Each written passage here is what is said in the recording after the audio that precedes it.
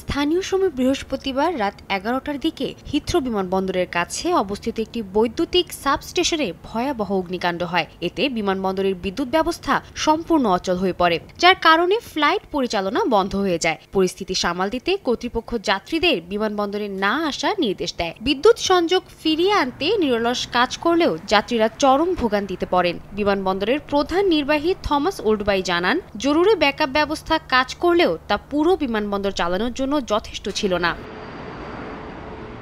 তবে শুক্রবার বিকাল থেকে ধীরে ধীরে ফ্লাইট চলাচল শুরু হয় বিমানবন্দরে। অনুমতিপ্রাপ্ত ফ্লাইটগুলো অবতরণ করতে শুরু করে। বিমানবন্দরের সামাজিক যোগাযোগ মাধ্যমে জানানো হয়, প্রাথমিকভাবে অল্প কিছু ফ্লাইটকে চলাচলের অনুমতি দিলেও পুরোপুরিভাবে বিমান চলাচল শুরু হবে স্থানীয় সময় শনিবার।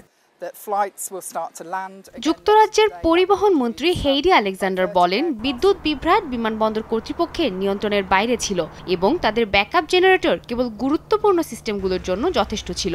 তবে অগ্নিকাণ্ডের কারণ এখনও স্পষ্ট নয়। পুলিশ জানিয়েছে, এখন পর্যন্ত নাশকতার কোনো ইঙ্গিত পাওয়া যায়নি। যেহেতু এটি জাতীয়ভাবে গুরুত্বপূর্ণ একটি অবকাঠামো, তাই সন্ত্রাস দমন কর্মকর্তারা আগুনের সূত্রপাত খতিয়ে দেখছেন।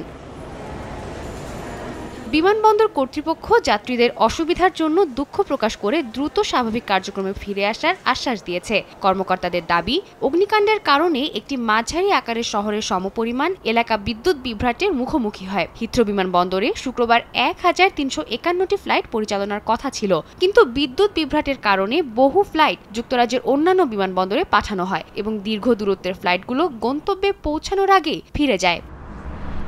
সাদিয়া তাসনিম, সময় সংবাদ।